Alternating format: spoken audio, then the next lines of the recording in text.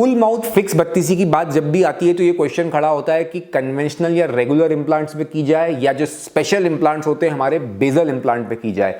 Bezel implant इस तरह से डिजाइन होते हैं कि हमारी हड्डी के सबसे कड़क भाग को ये पकड़ते हैं और वहीं से ही अपनी ग्रिप लेते हैं। तो इस वीडियो में हम ये देखेंगे कि बेजल इंप्लांट के द्वारा फुल माउथ फिक्स बत्तीसी कैसे की जाती है, ये बेजल इंप्लांट कैसे दिखते हैं। बहुत सारे इंप्लांट एक जबड़े में दिखेंगे तो वो देख करके नॉर्मल इंप्लांट से अलग लगेगा और फिर उस पर दांत बनाने की प्रोसेस भी हम इसमें देखेंगे और दांत लगने के बाद कैसा दिख रहा है वो भी हम देखेंगे। तो फुल माउथ फिक्स बत्तीसी बेसल इंप्लांट द्वारा इस वीडियो में हम देखेंगे।